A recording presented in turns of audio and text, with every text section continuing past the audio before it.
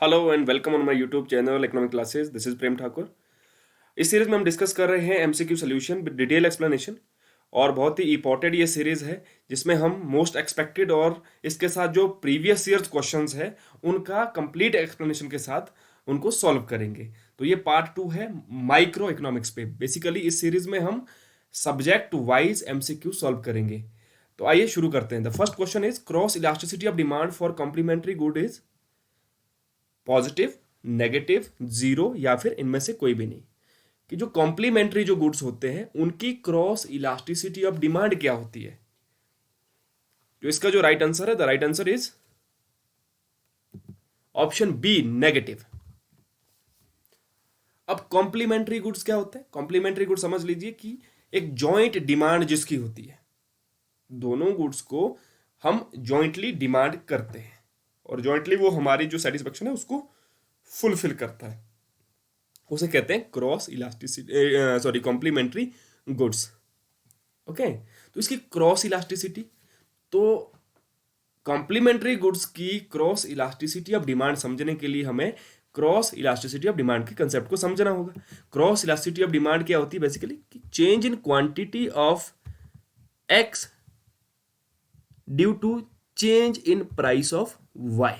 तो ये क्या होगा?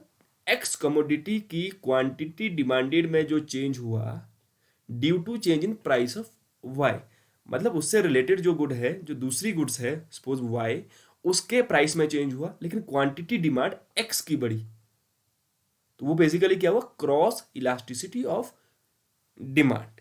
Is it clear? ओके, तो जो क्रॉस इलास्टिसिटी ऑफ डिमांड है जो है, इसकी वैल्यू जो है वो वेरी करती है minus infinity two plus infinity के बीच में। और जो कॉम्प्लीमेंट्री गुड्स होती है जिसकी हम जॉइंट डिमांड करते हैं उनकी हमेशा negative cross elasticity of demand है। अब negative cross elasticity of demand क्या हुआ? अगर गुड्स वाई के प्राइसेस में अगर इंक्रीमेंट है, अगर इंक्रीज हुआ है, तो उससे क्या होगा? जो गुड एक्स है उसके क्वांटिटी डिमांडेड में कमी आएगी।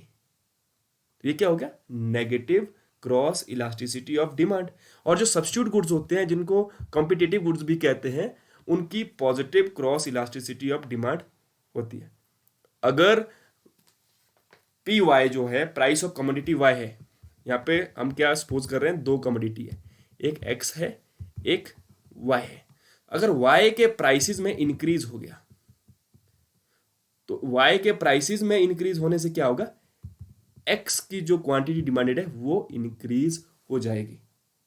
किस केस में? जब गुड्स सब्स्टिट्यूट है, एक कॉम्पिटिटिव गुड है, एक दूसरे के साथ हम उसको सब्स्टिट्यूट कर पा रहे हैं। जैसे फॉर एग्जांपल चाय और कॉफी। अगर चाय के प्राइसेस में इंक्रीज हो गया तो अब क्या होगा? लोग चाय अब कम डिमांड करेंगे। लॉ ऑफ डिमांड हमें क्या सिखाता है? प्राइस बढ़ने पे किसी पर्टिकुलर कमोडिटी की डिमांड में कमी होती है। तो अगर चाय के प्राइसेस बढ़ गए तो उसकी डिमांड में कमी आएगी। कंसिक्वेंटली क्या होगा? अब उसकी डिमांड में कमी आने से अब वो लोग क्या करेंगे? कॉफ़ी की तरफ शिफ्ट करेंगे, क्योंकि अब चाय महंगी हो गई है। मान लो कॉफ़ी जो है वो 10 रुपए की है और जो चाय आपकी 5 रुपीज़ की थी। तो अगर चाय के प्राइस अगर हाइक होते हैं, चाय अगर 10 रुपए की हो गई, तो अब क्या हुआ? चाय और कॉफ़ी के प्राइसेस इक्वल हो गए। अब क्या कर रहे हैं लोग? चाय की जगह कॉफ़ी प्रेफर करेंगे। तो क्या हुआ? प्राइस के बढ़ने पर चाय की डिमांड कम होगी और कॉफ़ी की जो क्वांटिटी डिमांडेड थी उसमें इंक्रीज हुआ। तो उसको कहते हैं positive cross elasticity of demand, जो कि सब्स्टिट्यूट गुड्स की होती है। अगर क्रॉस इलास्टिसिटी ऑफ डिमांड की वैल्यू हायर होगी तो इसका मतलब क्या है? स्ट्रॉन्गर सब्स्टिट्यूटेबिलिटी है, कि हम उसको एक दूसरे से एक्सचेंज कर सकते हैं। उसकी जो क्रॉस इलास्टिसिटी की वैल्यू जब ज़्यादा होगी, और कॉम्प्लीमेंटेरिटी के केस में इसका वाइस वर्सा होगा। तो मेन डिटर्मिनेंट जो है क्रॉस इलास्टिसिटी का वो क्या है? नेचर ऑफ कमोडिटी, कि कमोडिटी का क्या स्वरूप है, वो कॉम्प्लीमेंट्री गुड्स है या सब्स्टिट्यूट गुड्स है, उसके अकॉर्डिंगली ही उसकी क्रॉस इलास्टिसिटी ऑफ डिमांड होगी। अगर दो कमोडिटी जो है जो एक नीड को सेम सेटिस्फाइड करते हैं, जैसे हमने एक्स वाई, मानो चाय और कॉफी हमने एग्जांपल लिया, तो उस केस में क्या होगा? क्रॉस इलास्टिसिटी ज्यादा होगी। और इसका वाइस वर्सा, अगर वो सेम नीड को इक्वली सेटिस्फाइड नहीं करते हैं, अगर उनका आपस का रिलेशन नहीं है, मीन्स जो दो गुड्स है वो आपस में रिलेटेड नहीं है, तो उस केस में जो क्रॉस इलास्टिसिटी है वो बहुत ही कम होगी। Is it clear? तो क्रॉस इलास्टिसिटी कंसेप्ट हमने समझा, इससे रिलेटेड क्वेश्चन था जो हमने सॉल्व किया। नेक्स्ट क्वेश्चन, ये भी क्रॉस इलास्टिसिटी पे, बहुत सिंपल आपके लिए हो जाएगा ये question. Cross elasticity of demand between the two substitute और कंपीटिंग गुड्स। बहुत डायरेक्ट क्वेश्चन है, बहुत सिंपल क्वेश्चन है। Options are positive, negative, zero, या फिर इनमें से कोई भी नहीं। तो जैसा हमने पहले डिस्कस किया, सब्स्टिट्यूट गुड के केस में क्रॉस इलास्टिसिटी ऑफ डिमांड क्या होती है? Positive. Okay, next question, in case of Veblen goods demand curve is. Veblen goods के केस में डिमांड कर्व कैसा होगा? अपवर्ड स्लोपिंग होगा या मिसिंग होगा, कि हम डिमांड कर्व यहाँ पे फॉर्म नहीं कर सकते हैं, या फिर डाउनवर्ड स्लोपिंग होगा, या फिर हॉरिजॉन्टल स्ट्रेट लाइन होगा वेबलिन गुड्स के केस में। वेबलिन गुड्स वो गुड्स होती है जो प्रेस्टिजियस वैल्यू वाली गुड्स है, जैसे गोल्ड, जैसे डायमंड्स। तो इनका डिमांड कर्व किस तरह का होता है? The right answer is option A, upward sloping. Upward sloping एक इस तरह का डिमांड कर्व होगा, जो अपवर्ड स्लोपिंग है टू द राइट, मतलब पॉजिटिव रिलेशन है। अपवर्ड स्लोपिंग कर्व का मतलब हुआ there is positive relation between price and quantity demanded. अगर ओवर एक्सिस पे प्राइसेस डिनोट हम कर दें, ओवर एक्सिस पे क्वांटिटी डिमांडेड, तो इसके बीच में पॉजिटिव रिलेशन है। प्राइस अगर इंक्रीज होगी तो प्राइस इंक्रीज होने के साथ साथ आपका डिमांड में भी एक्सटेंशन होगा। ओके, अगर प्राइस कम हो गया, प्राइस फॉल है, तो there will be contraction in quantity demanded. तो इसको कहते हैं पॉजिटिव रिलेशन। एक ही डायरेक्शन में चेंज हो रहे हैं वेरिएबल, वो क्या हो गया? Positive relation. तो ये किस केस में हमें देखने को मिलता है? वेबलिन गुड्स के केस में। वेबलिन एक इकोनॉमिस्ट हुए हैं जिन्होंने ये एक एक्सेप्शन दिया था लॉ ऑफ डिमांड का, इसलिए इन गुड्स को कहते हैं वेबलिन गुड्स। और जो ये इफेक्ट है, जो पॉजिटिव इफेक्ट है प्राइस और क्वांटिटी डिमांड का, इसको कहते हैं वेबलिन इफेक्ट। इसके अलावा और भी बहुत सारी एक्सेप्शंस है, जैसे गिफन गुड्स के केस में है, सर रॉबर्ट गिफन जो थे, उनका ये जो टर्म इजाद की हुई है गिफन गुड्स, उनके नाम से है। कि गिफन गुड्स में भी क्या होता है, जब उसके प्राइसेस बढ़ते हैं तो वहाँ पर उसकी डिमांड भी बढ़ जाती है। ओके, लेटर ऑन कभी हम दूसरी वीडियो में से रिलेटेड क्वेश्चन होगा तो हम इसको डिटेल से डिस्कस करेंगे। बेंडेवेगन इफेक्ट है ना, एक जो किसी की एक लाइक फैशन से चेंज होता है इकोनॉमी के अंदर कोई चीज़, है ना। जैसे हम फैशन का एग्जांपल लेते हैं कि जहाँ पर एक डेमोन्स्ट्रेशन इफेक्ट होता है कि दूसरे को देख के हम इन्फ्लुएंस हो जाते हैं, है ना। जो कोई नया ट्रेंड मार्केट में चलता है तो तब हम उसके प्राइसेस नहीं देखते हैं, क्योंकि वो ट्रेंड मार्केट में है इसलिए हम उसको परचेज करते हैं, उसके प्राइस को ना ध्यान में रख के। तो अगर उसके प्राइस ज़्यादा है तो हम उसको खरीदते हैं, वहाँ पे लॉ ऑफ डिमांड हमारा काम नहीं करता है। तो वेंडेवेगन इफेक्ट भी एक एक्सेप्शन है लॉ ऑफ डिमांड का। फ्यूचर प्राइसेस चेंजेस, अगर लगता है कि फ्यूचर में प्राइसेस चेंज होने वाला है, कि प्राइस बढ़ने वाला है, तो अभी जो प्राइसेस है उस पर ज़्यादा डिमांड करेंगे लोग। अगर अभी हल्का प्राइस बढ़ भी गया फिर भी लोग डिमांड करेंगे, क्योंकि वो एक्सपेक्ट कर रहे हैं कि फ्यूचर में इसके प्राइसेस और ज़्यादा बढ़ने वाले हैं। तो ये भी एक एक्सेप्शन है लॉ ऑफ डिमांड का। इग्नोरेंस होती है लोगों के अंदर कि भाई जो सस्ती चीज़ है वो इन्फीरियर है, महंगी अगर सुपीरियर है, तो वो ज़्यादा प्राइसेस पे डिमांड करते हैं। अगर सस्ती चीज़ है, कोई प्राइस कम हो गया तो उसको नहीं खरीदते हैं, क्वालिटी इशू है ना, इस तरह की। और इग्नोरेंस भी हम कह सकते हैं। ओके, इमरजेंसी के टाइम, मान लो फ्यूचर में, नियर फ्यूचर में कुछ होने वाला है, मान लो वॉर, ऐसा लग रहा है कि आने वाले समय में किसी कंट्री के साथ हमारी कंट्री का वॉर होने वाला है, तो हो सकता है कि फूड स्टफ में कमी आए, हम तो किसी दूसरी आइटम्स में कमी हो, तो उसको फिर उस एक पर्टिकुलर टाइम के अंदर ज़्यादा डिमांड करते हैं लोग। तो इमरजेंसी के टाइम भी लॉ ऑफ डिमांड आपका ऑपरेट नहीं करता है। इसके अलावा फैशन टेस्ट प्रेफरेंसेस, अगर फैशन टेस्ट और प्रेफरेंसेस में डिफरेंस आ जाए, प्रेफरेंस आपकी चेंज हो जाए, तो उसमें जो एक पर्टिकुलर कंज्यूमर होगा वो उसका प्राइस नहीं देखेगा, उसका प्रेफरेंस उसके लिए, वो उसको डिमांड करेगा ही करेगा। तो ये बहुत सारे केसेस है जहाँ पे लॉ ऑफ डिमांड आपका इनवैलिड है। Okay, next question, the indifference curve which is L shape represents.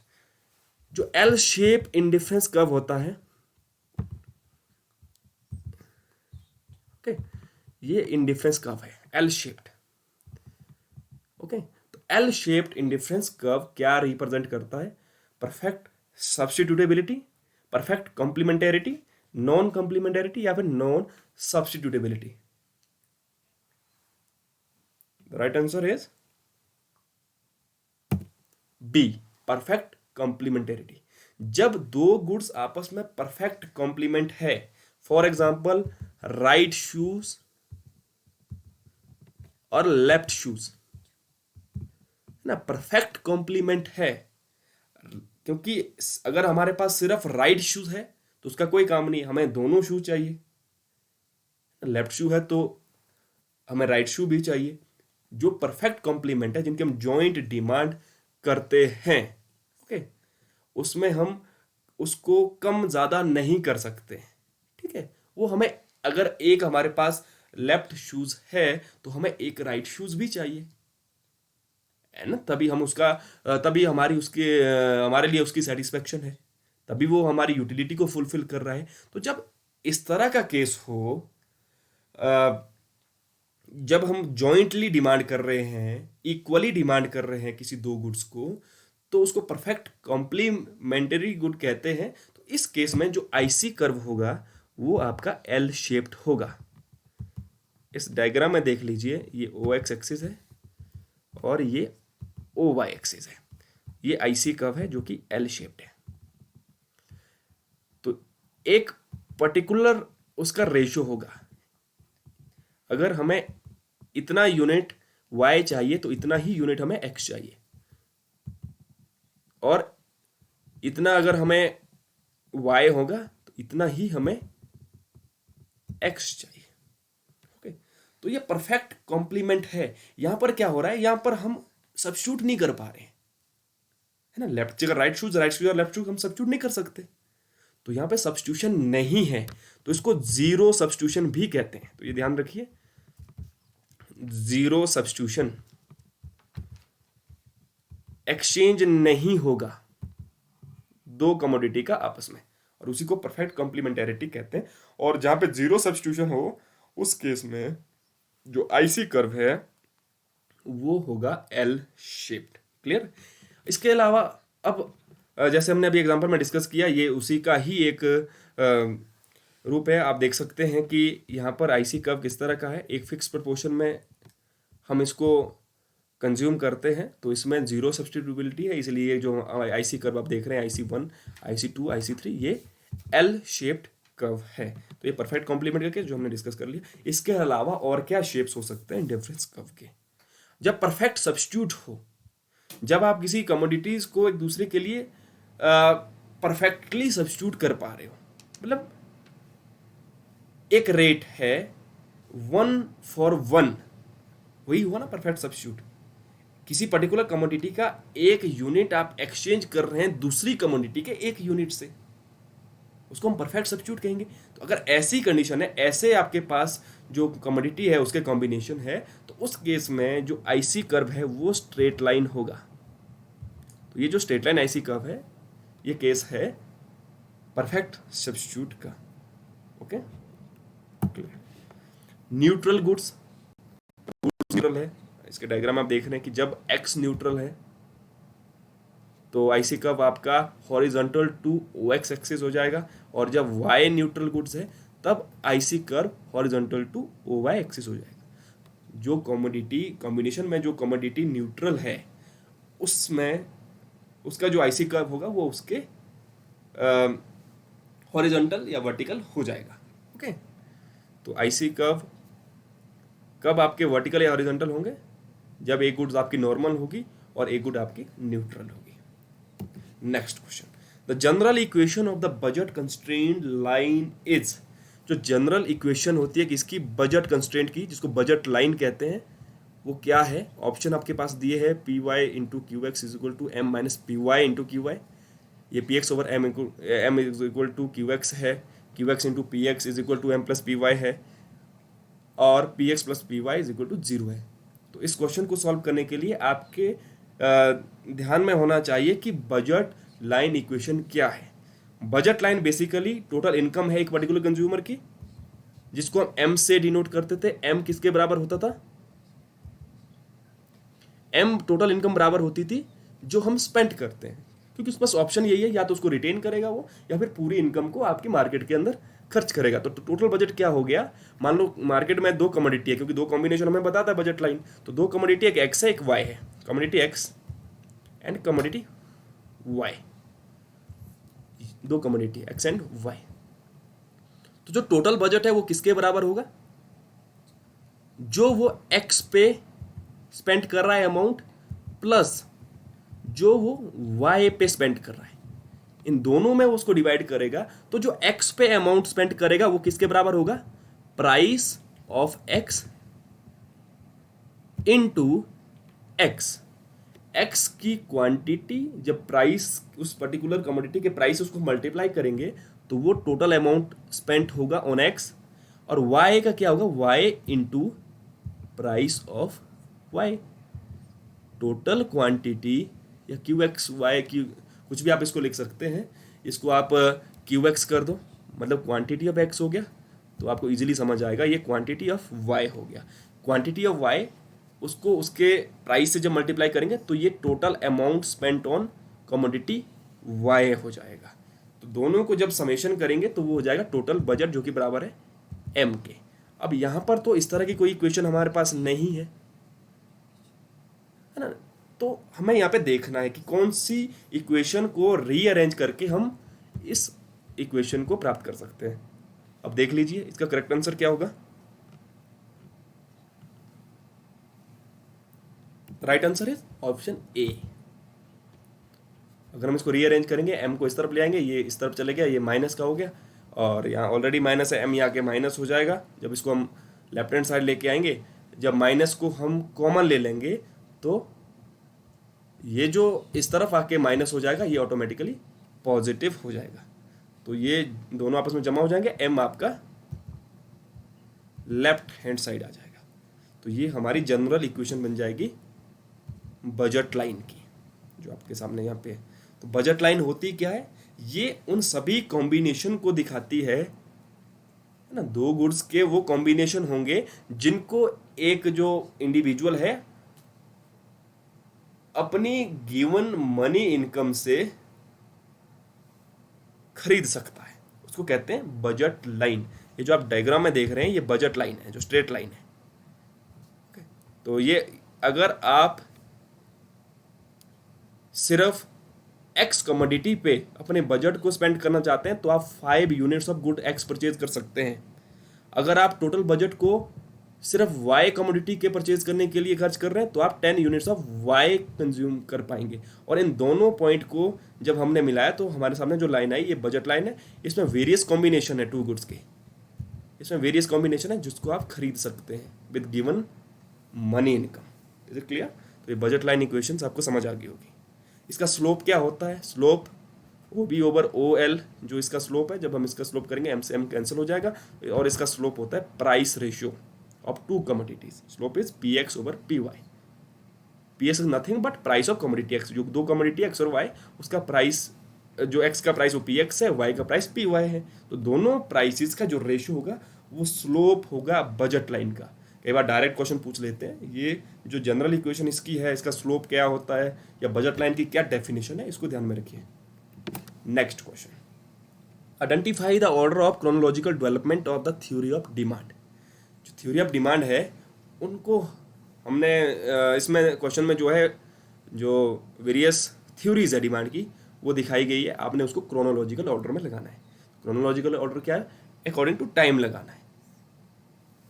तो सबसे पहला ऑप्शन है मार्शल थ्योरी ऑफ डिमांड, दूसरा है इंडिफरेंस कर्व, तीसरा है रिवील्ड प्रेफरेंस थ्योरी, चौथा है weak preference ordering of demand.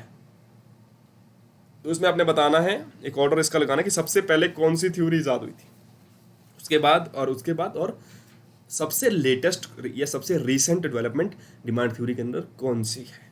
तो मार्शल थ्योरी जो कार्डिनल अप्रोच है ना, जिसने एक सिस्टेमेटिकल तरीके से गॉसेंस को इंटरप्रेट किया था। हालांकि जो कार्डिनल यूटिलिटी के जो लॉ थे, जो दो लॉ है, वो गॉसेन के लॉ है, उसको एक सिस्टेमेटिक तरीके से इंटरप्रेट किया था मार्शल पिगू ने। तो ये ओल्डेस्ट थ्योरी है डिमांड की। उसके बाद इसको क्रिटिसाइज किया हिक्स ने, और अपनी एक नई थ्योरी लेके आए इंडिफरेंस कर्व, जिसको ऑर्डिनल थ्योरी ऑफ डिमांड भी कहते हैं या ऑर्डिनल थ्योरी ऑफ यूटिलिटी कहते हैं। और उसके बाद इंडिफरेंस कर्व थ्योरी को लेटर ऑन जो सैमुअल्सन है, पॉल सैमुअल्सन, उन्होंने क्रिटिसाइज किया और अपनी एक थ्योरी लेके आया, एक बिहेवियरिस्टिक अप्रोच जो थी रिवील्ड प्रेफरेंस थ्योरी।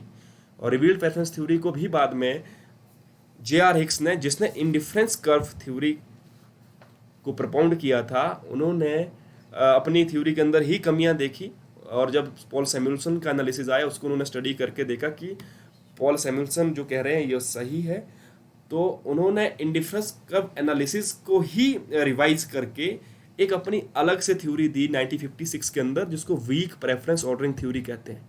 और जो रिवील्ड प्रेफरेंस थ्योरी है इसको स्ट्रॉन्ग प्रेफरेंस ऑर्डरिंग भी कहते हैं। तो इसको क्रिटिसाइज करके वीक प्रेफरेंस ऑर्डरिंग थ्योरी आई, जिसको रिवीजन थ्योरी ऑफ डिमांड कहते हैं, जो कि जे.आर. हिक्स की थी। तो इसका जो यहाँ पे क्रम है यही इसका एक कालानुक्रम ही बनता है। तो इसका जो राइट ऑप्शन होगा वो है option B, first, second, third and fourth is the correct answer. I hope आपको क्लियर हो गया होगा कि किस तरह से इवोल्यूशन हुआ डिमांड थ्योरी का। तो अगर आप डिटेल से देखना चाहते हैं तो आप देख सकते हैं कि जे.आर. हिक्स और आर.जे.डी. एलन ने दिया थी इंडिफरेंस कर्व थ्योरी। एक पेपर था उनका, वेल नोन पेपर है, reconsideration of the theory of value, जिसके अंदर उन्होंने इस थ्योरी का जिक्र किया था, जो कि 1929 में फिर इसको उन्होंने रिप्रोड्यूस करके अपनी जो बुक थी उनकी value and capital, written by Hicks and Allen, उसके अंदर इसका उन्होंने एक सिस्टमेटिक तरीके से डिटेल एनालिसिस किया था। तो अब ये थ्योरी सबके सामने आई थी। और इसके बाद जो इसको सैमुअल्सन ने क्रिटिसाइज किया और रिवील्ड प्रेफरेंस जो एक टर्म थी वो इंट्रोड्यूस की डिमांड थ्योरी के अंदर, जो कि सैमुअल्सन ने दी थी 1938 में। ओके, तो इसमें ये ऑर्डिनल थ्योरी पे ही बेस्ड थी, लेकिन एक बिहेवियरिस्टिक अप्रोच को लेके जो ये थ्योरी है, ये जो कहती है कि जो किसी इंडिविजुअल की जो प्रेफरेंस होगी मार्केट के अंदर, वो उसका बिहेवियर जो है वो डिटरमिन करेगा, किसकी किसकी उसके लिए क्या यूटिलिटी है। तो इसके लिए उसकी जो चॉइसेस है वो हमें देखना है कि जो चॉइसेस है वो उसकी प्रेफरेंस को रिवील करेगी और वही कॉम्बिनेशन वो मार्केट के अंदर डिमांड करेगा। ओके, तो ये इसका हल्का सा क्रक्स है। और इसके बाद हिक्स ने क्रिटिसाइज किया रिवील प्रेफरेंस थ्योरी को 1956 में। उन्होंने अपनी एक अलग से theory the, revision theory of demand, जिसको वीक ऑर्डरिंग थ्योरी भी कहते हैं। ये रिसेंट डेवलपमेंट है डिमांड थ्योरी के अंदर। नेक्स्ट क्वेश्चन है, increase in supply of A commodity causes. अगर किसी पर्टिकुलर कमोडिटी की सप्लाई में इंक्रीज हो जाए तो क्या होगा? An increase in equilibrium price and decrease in equilibrium quantity, increase in equilibrium price and increase in equilibrium quantity, या फिर decrease in equilibrium price and decrease in equilibrium quantity, quantity और price दोनों में डिक्रीज होगा क्या? या फिर decrease in equilibrium price and increase in equilibrium quantity, या फिर दोनों में प्राइस में डिक्रीज और इक्विलिब्रियम क्वांटिटी में इंक्रीज होगा। तो बेसिक सा क्वेश्चन है, बहुत इजी क्वेश्चन है। इसको एक बार अच्छे से समझ लीजिए, पढ़ लीजिए क्या हो सकता है जब किसी पर्टिकुलर कमोडिटी की सप्लाई में इंक्रीज हो।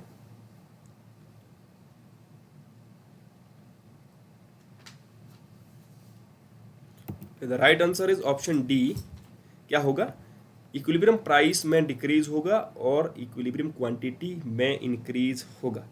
डायग्राम से समझ लेते हैं, बहुत इजी सा क्वेश्चन है, ज़्यादा मुश्किल नहीं है। ये डिमांड कर्व होता है नेगेटिव स्लोप और ये सप्लाई कर्व है, this is supply curve, positive slope curve. इसमें इंक्रीज है तो इंक्रीज होगा, जाहिर सी बात है, जब इंक्रीज होता है तो कर्व राइटवर्ड शिफ्ट होगा। ये इनिशियल इक्विलिब्रियम लेवल है। ओके, ये प्राइस है और ये क्वांटिटी का इक्विलिब्रियम लेवल है। जैसे ही हमारी सप्लाई में इंक्रीज हो गया, बाकी चीज़ें समान रही, उसमें किसी तरह का इंक्रीज नहीं, सिर्फ हमारा सप्लाई में ही इंक्रीज हुआ है। तो आप देख सकते हैं सप्लाई के इंक्रीज होने पर अब इक्विलिब्रियम पॉइंट हमारा शिफ्ट हो गया। पहले हम इस पॉइंट पे थे, अब हम यहाँ से शिफ्ट हो गए दूसरे पॉइंट पे। तो जब हम दूसरे पॉइंट पे आए, यहाँ पे हमारा प्राइसेस भी कम हुआ और क्वांटिटी जो थी उसमें इंक्रीज हुआ। तो आप कह सकते हैं कि जो ऑप्शन डी है वो करेक्ट आंसर है। Next question, consider the following statement regarding the expansion path. अब आपका क्वेश्चन जो है वो प्रोड्यूसर इक्विलिब्रियम से है, एक्सपेंशन पाथ आपने बताना है कौन सी स्टेटमेंट इनमें से ट्रू है। First statement is it shows the least cost combination of producing different level of output, the input prices remain constant. तो कौन सी स्टेटमेंट सही होगी in case of expansion path? Option is only second is true, only first is true, first and second are true, neither one nor second is true. Right answer is C, दोनों सही है। एक तो least cost combination होता है equilibrium point, जहाँ पे budget line को टेंजेंट करता हो IC curve, different IC curve है, सॉरी आईक्यू कर्व है, जो आइसो क्वांट कर्व होते हैं प्रोडक्शन के अंदर, वहाँ पे इसको टेंजेंट कर रहे हैं। ठीक है, तो ये जो यहाँ से होके जो ये लाइन जो कर्व है, इसको एक्सपेंशन पाथ कहते हैं।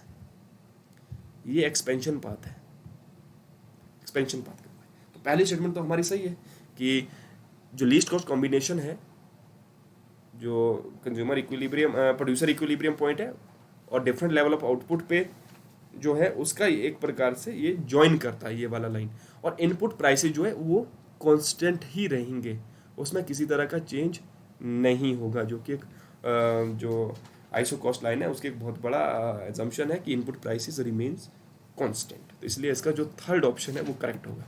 नेक्स्ट एजर्शन, रीजन से क्वेश्चन है। एजर्शन क्या है? An iso cost line is a straight line. Iso cost line जो होती है वो स्ट्रेट लाइन है ना। आइसो कॉस्ट लाइन सिमिलर है जो बजट लाइन हमने डिस्कस की थी, अभी इसी वीडियो में हमने बजट लाइन डिस्कस किया है, जो हमें बताती थी कि जो कंज्यूमर है वो दो गुड्स के डिफरेंट कॉम्बिनेशन को गिवन बजट के साथ परचेज कर सकता है ना। उसके वेरियस कॉम्बिनेशन थे कि कितना अमाउंट उसने एक्स कमोडिटी का रखना है, कितना हुआ है, वो उस पर डिपेंड करेगा। लेकिन जो आइसो कॉस्ट लाइन है ये प्रोड्यूसर के कंटेक्स्ट में है। अब उसको देखना है, उसके पास गिवन है कि वो कितना प्रोड्यूस कर सकता है ना। प्राइसेस उनके कांस्टेंट है, लेकिन उसको कॉम्बिनेशन में कि अगर दो इनपुट है, दो इनपुट का उसका कौन सा कॉम्बिनेशन अपने प्रोडक्शन प्रोसेस पे यूज करना है, तो वो आइसो कॉस्ट लाइन हो गई। तो वो स्ट्रेट लाइन होती है, तो सिमिलर बजट लाइन है, ये करेक्ट है। दूसरा क्या है? Market rate of exchange between the to input is constant, ये इसका रीजन है, इसलिए ये स्ट्रेट लाइन है। तो इसको ध्यान से समझिए, इसका राइट आंसर क्या होगा। क्या ये दोनों सही है, एजर्शन भी रीजन भी, और जो रीजन है वो इसको करेक्टली एक्सप्लेन कर रहा है, या फिर ए सही है आर गलत है, या फिर दोनों सही है लेकिन आर जो है वो इसको करेक्टली एक्सप्लेन नहीं कर रहा है, या फिर ए गलत है और आर सही है।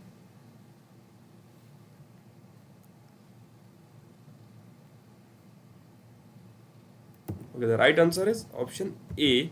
Both A and R are true, and R is correct explanation of A. जब दो इनपुट का जो सब्स्टिट्यूशन है वो जब कांस्टेंट होगा, है ना, यूनिटी के बराबर होगा, और उसका जो रेट है वो सेम होगा, है ना, तो उस केस में straight line iso cost line हमारा रहेगा। मतलब जितना हम ये ओल्ड कॉम्बिनेशन मान लो, नया कॉम्बिनेशन ये है, इतना हम गिव अप कर रहे हैं इस पर्टिकुलर फैक्टर को, तो उतना ही सेम हम गेन करेंगे दूसरा फैक्टर अपने प्रोडक्शन प्रोसेस के अंदर। तो ये लाइन इस तरह से नहीं होगा, बल्कि ये हमारा यहाँ पे लाइन जो है वो स्ट्रेट नहीं है, ये स्ट्रेट लाइन ही होगा, क्योंकि स्ट्रेट लाइन के केस में हमेशा ये बराबर का चेंज हमें दिखेगा। जब स्ट्रेट लाइन होगा तो ये इसको करेक्टली एक्सप्लेन कर रहा है कि जब दो इनपुट्स का जो मार्जिनल रेट ऑफ एक्सचेंज है वो कांस्टेंट है, वो बराबर है, मतलब उसमें किसी तरह का इंक्रीज डिक्रीज नहीं आ रहा है। जब आप एक एडिशनल यूनिट एक्सचेंज कर रहे हैं फैक्टर्स की, तो जो आइसो कॉस्ट लाइन है वो स्ट्रेट लाइन ही होगी। क्लियर है? अगर ऐसे आपको ध्यान में नहीं आता तो आप जो परफेक्ट सब्स्टिट्यूट वाला जो हमने इंडिफरेंस कर्व डिस्कस किया था, जहाँ पे हम एक के बदले एक को सब्स्टिट्यूट कर रहे थे, एक यूनिट को, तो तब हमारा आईसी कर्व कैसा था? स्ट्रेट लाइन था। तो वही सिमिलर जो रीजनिंग है वो यहाँ पे भी अप्लाई होती है। तो इसलिए इसका जो राइट आंसर है वो है option A. Next question, which of the following statement are true regarding Cobb Douglas production function. अब कॉप डॉगलस प्रोडक्शन फंक्शन जो है इसके रिगार्डिंग कुछ स्टेटमेंट्स दी है, आपने बताना है कौन सी सही है। पहली जो स्टेटमेंट है वो है it is long period production function, it is short period production function, it is based on increasing return to scale, output elasticity with respect to factor are constant. तो सबसे पहले कि ये लॉन्ग पीरियड है, return to scale की बात करता है। ओके, तो ये लॉन्ग पीरियड प्रोडक्शन फंक्शन है जहां हम सभी फैक्टर को एक साथ वेरी कर सकते हैं ना, साइमल्टेनियस चेंज कर सकते हैं इनपुट्स में, तो वो लॉन्ग पीरियड हो गया बेसिकली। तो जब ये लॉन्ग पीरियड प्रोडक्शन फंक्शन है, इसका मतलब ये शॉर्ट पीरियड नहीं होगा। ओके, तीसरा पढ़ लीजिए, based on increasing return to scale है, और जो आउटपुट इलास्टिसिटी है वो फैक्टर की कांस्टेंट रहेगी।